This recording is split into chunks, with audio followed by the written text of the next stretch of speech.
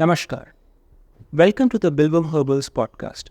आज हम बात करेंगे एक ऐसी सिचुएशन, एक ऐसी कंडीशन के बारे में जिसके बारे में सब लोग बात तो करते हैं लेकिन किसी को मालूम नहीं है कि करना क्या है। Yes, I am talking about gut health. Gut health is almost an epidemic of our times. And gut health की जब आप बात करते हैं तो लोगों को लगता है कि सर प्रोबायोटिक्स खा लो, फाइबर्स खा लो एंड गट हेल्थ का काम हो जाएगा। Gut health is more than probiotics and fibers. And unfortunately, very few people know this, that actually gut health का solution modern western medicine के पास है ही नहीं या inadequate है। और इसी वजह से आज हमने अपने स्टूडियोज में आमंत्रित किया है chief wellness officer of Bilvam herbals Shrimati Sudha Chebrolu ji को। बिल्वम हर्बल्स के इस पॉडकास्ट में आपका स्वागत है सुधा जी। नमस्कार। It's my pleasure. Sudha ji, पहला क्वेश्चन तो मैं आपसे ये पूछना चाहता हूँ कि compare to western medicine, how does Ayurveda view gut health? Okay. So before moving to Ayurveda, let us understand what actually is gut health and what are the processes that are involved in digestion. So in digestion, the general understanding is we eat a food and the food gets digested. Right. Actually, that's the first step one. Right. When we talk about gut and the digestion, there are 3 stages of digestion. One is the basic breaking down of the food we eat into carbs, fats, and then when sugars, Right. fats, Right. and sugars. Correct. But after that, what happens? There is a process called absorption. So in absorption, what happens is the broken down fats, sugars, and all through the small intestines. What they do is they send these to various parts of in our body through the bloodstream. Right. So that is what is called absorption. There is a third stage basically which is called assimilation, wherein our body had all the sapta dhatus as per Ayurveda. They have received whatever energy is needed. Then the body has to convert that energy into either in cell repair, cell regeneration, or in development of our body, like organs and all. So those functions have to happen. Then only it is called assimilation. And when these 3 digestion, absorption, and assimilation, the 3 stages are completely done successfully, then only it is called completely digestive process has happened. So this happens like it takes about 4 hours to complete this process. Okay. And then if you eat hard meats and heavy food, then it takes even longer for a body, maybe 24 hours to 48 hours. Okay. Yes. So now look at, let us understand how Ayurveda looks at gut health. Right. So basically Ayurveda, it is a very simple thing. That is the basis of our functioning of a body. And then as always here also Ayurveda looks at the doshas. And the main thing which is Jataragni, that is a digestive fire in us. So that actually happens once in 4 hours in our body. Right. And whenever that happens, some food has to be there to get digested. Right. And when that doesn't happen, or if the Pitta dosha is actually aggravated, then the Jataragni and then goes haywire. That leads to acidity and indigestion and then burping. There are various, conditions we see. Alongside, if we say that the Vata dosha is aggravated or imbalanced, and that happens because of drastic and sudden aggravation of Pitta, or persistent for long durations, the Pitta has aggravated and unattended, then the Vata also gets imbalanced. That is when it leads to constipation, stomach burns, and bloating. All these happen. Yeah. So for Ayurveda, it is a very simple thing that Pitta has to be balanced. Balance. It is very much needed. Right. It cannot be, subdued at all.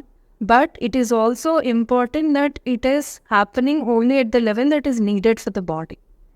And we keep aging. Like, we enter into from childhood to adolescent to, the middle age and then old age. So the functioning of gut generally weaks down because the Jataragni, the production of hydrochloric acid or the Agni, digestive fire, actually comes down, slows down. Because of which even the metabolism slows down. So how do we ensure that as we are growing, how do we keep our Jataragni intact? If you remember our grandfathers, great-grandfathers, great-grandmothers and all, they used to eat all 3 meals well. Now even youngsters, like my children and all, they can't eat so much. They get full very soon, and then whatever is eaten, they can't actually digest properly. They have already skin issues, hair issues, constipation, headaches, migraines. So there's so many things that go haywire. So I rather a simple thing, Pitta and Vata, you keep it in under control, particularly Pitta dosha, then many things are restricted. Okay, so would it be fair to say, Sudhaji, that most of the conditions that you have spoken about, the complications like migraines, skin issues, maybe even hair fall, they are emerging out from not so good gut health? Yes, It is. it is. Right. So, given this background, as most of our viewers who are watching this podcast right now will also have this question, how do they protect themselves? Because the lifestyle is such that meal timings are all over the place. People are going to offices, commute timings are quite large, especially in big cities. So, what are the couple of suggestions that you would give to them so that their gut health is balanced, as you said? Right. So there are 2 scenarios here. One is whose gut is fine, they don't have this indigestion, bloating, burping, headaches, generally when Right. they want to protect their gut Right. with these scenarios. So there are certain preventive measures to be followed so that they're always good when it comes to gut. So fundamentally what they have to do is these days, if many of them, they don't apply oil on their head. Yes. Right? Yes. Because of a lifestyle demanding, like, any student, for example, there's so much of peer pressure, competitive exams, so they, study very hard for long hours because of it. Generally, the pitta increases. Yes. Likewise, even our, people who are working, late night, and then, their shifts, some actually do these shifts. So night shift and all these things, they don't get enough sleep. Even then the pitta increases. So basically anything we do as a prevention, we have to ensure that our heat in the body is always normalized. So for that, fundamentally, one has to apply hair oil minimum 3 to 4 times in a week. Okay. But there is an issue. We don't want to go out with oily hair, either to college or to our office, which is normal. So the simple tip is apply your hair oil after you finish your day, you are at home, you're not going out in the evening. Leave it overnight. Right. The next day you wash your hair. Okay. That is a simple way to handle it. The second one is Abhyangasta. That is oil bath. In Ayurveda, it is suggested for wherever there is an aggravation of pitta. So basically, oil baths relieve the body, the heat, and then from the toxins. Right. So how do we do it? It has to be done before 8, basically in the morning times. Right. We don't have time. So how do we do? At least Sundays you are at home. Yes. So you wake up Yeah. little early, around 6:37, apply oil, and then when you're applying oil, ensure that the oil is either sesame oil, Yes. and then if at best is to any oil which is infused with some herbs. So vomita, and then you apply. But when you're applying, what you should do is around your abdomen in circular motion and only in one direction.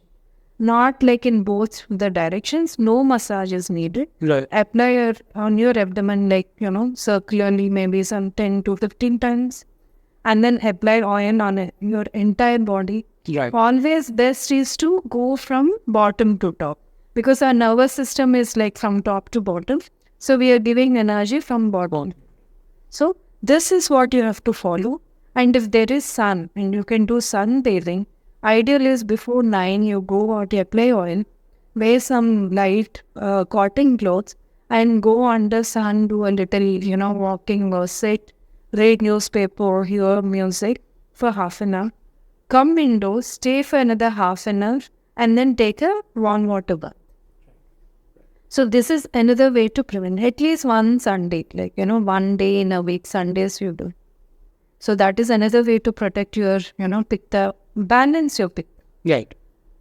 And then the third one is eating meals at the same time. Mm-hmm. It is difficult, I would say, as Ayurveda suggests that one should follow the sun and moon movement, right? But it is difficult now, actually, people who are having night shifts, how can they again, wake up at 6 in the morning? That is not possible. So then they can't have their breakfast at 8 before 9. Right. Then when the breakfast is not at 9, then they can't have their lunch at 1. Mm-hmm. So that whole imbalance of the routine happens because of the modern day lifestyle. Not an issue. At least every day you are having breakfast at 11 in the morning. Let us assume. Every day at least have at 11 only. One day don't have it at 10, another day it is 12, one day you have skipped your breakfast, don't do that. Meal times have to be always same, whatever it is, because that is how you're tuning your gut, you're tuning your body that this is the time I'm going to give you the food for you to work on. So that is the minimum thing one should be doing. Right. Okay. And then what do we have to eat? What should be the breakfast? We don't have time. एक bread ले लिया, उसमें jam या butter लगा दिया, चीज़ लगा दिया, नहीं तो वो एक हाथ में खाते खाते चले गए या कॉफ़ी पी के चले गए. ये सारा नहीं. You don't have time. Don't start your day with coffee or simple. Have milk with ghee and sugar. Yeah. Or else have fresh fruits in the morning. That's the best thing one can have. And then have your coffee along with some cooked food so that your acidity, your pitta doesn't increase, because coffee gives pitta. Tea escalates pitta. So any food you're eating, this is what you have to do. So meal timings. And the fourth one is sleeping time. Okay. So we don't sleep at 10 or that 10:30 before 11. It is not possible. I come home at 1. What do I do? At least ensure that you have a gap between your dinner and your sleep, a minimum of 4 to 5 hours. Don't sleep immediately after having food. That should be avoided. Late night eating should be avoided. Wherever you are, you don't need to come home, have it outside. But have such kind of like a khichdi, boiled or steamed food basically. Don't eat any, deep fried items or fast food like pizzas, burgers, sandwiches and all. Stop all of that. Dinner you have, ensure that you're having some khichdi, because even restaurants are you through Zomato and all, you can order. So have that. And keep a gap of 4 to 5 hours before you went to bed. So organize your day in such a way that you're also prioritizing your food and sleep. So if you do these things, you are really good and you can always protect your gut. And the last, but definitely not the least, detoxifying your body. Yeah. Once a week at least you have castor oil. Like Sunday is an off week. So on Saturday, have your dinner 4 to 5 hours before you sleep. And then just before sleeping, take, for adults particularly, it is 50 ml of castor oil you have to take, Right. then sleep. Right. Your tummy is clear. And even Begum Herbals as a detox powder, it is made with sitafal leaves, custard apple leaves, Right. and then various other like neem, bhuvi amla. There are other herbs which we have used, and that churna, there is a process of making the water. Drink that water on a Sunday and then detoxify yourself. Right. So these are all the methods with which you can prevent any gut-related issues in Ayurveda. Right. So, as you said कि meal timings consistent होने चाहिए, sleep timings consistent होने चाहिए, लेकिन one question that comes to mind for most people is कि in any average kitchen cabinet बहुत processed foods हैं आज की डेट में, और जैसा कि आपने बोला फ्राइड फूड्स बहुत ज़्यादा हैं हम लोगों के पोर्टफोलियो में, मॉडर्न कंज्यूमर। तो कौन कौन से आप क्या रेकमेंड करेंगे कि हमें क्या क्या लेट्स से वेजिटेबल्स या क्या क्या डिशेस ज़्यादा खानी चाहिए टू फॉर गट हेल्थ, और बिल्वम हर्बल्स के स्पेसिफिकली क्या क्या प्रोडक्ट्स हैं जो हम स्ट्रेट अवे यूज़ कर सकते हैं अपनी गट हेल्थ को मैनेज करने के लिए? Okay. So when you are already having gut issues, yeah.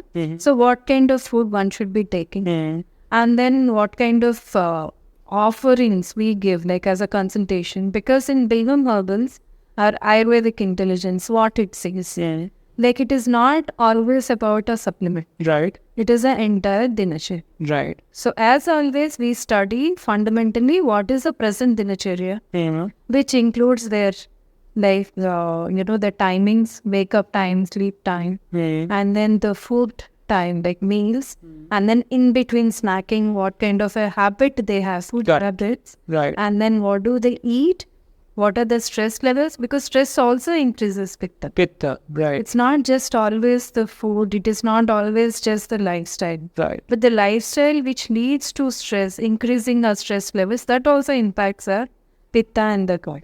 Right So what is the kind of a profession we are into? So these are all the things we actually understand. And then we actually, with them, we set their day. So we don't suggest anything which they can't actually follow right for longer time, because that should be their general dinacharya. It should be part and parcel of of their profession and their daily routine, yes which is not really way out, because what happens is if we give something to them and they can't follow after a 1 month, 2 months, then the whole purpose of this fails. या So we talk to them, we adjust the dinacharya accordingly, but definitely with some tips and tricks right on how to handle everything. But again, there, considering gut is very important. Yes yes So this is what we do. And then coming to the supplements, we have a pudina blend with swamp and tulsi. So that we advise that they should take, which immediately release them from acidity, right any kind of gut health. And then the dinacharya, the do's and don'ts are very clear. Certainly, we don't encourage them. We say that they should avoid any kind of sour food, which includes tamarind, lemon, tomatoes, anything that is sour in taste. Then the fermented idli, dosa, dhokla, breads, any baked items, confectionaries like the cookies, biscuits, all this one has to avoid.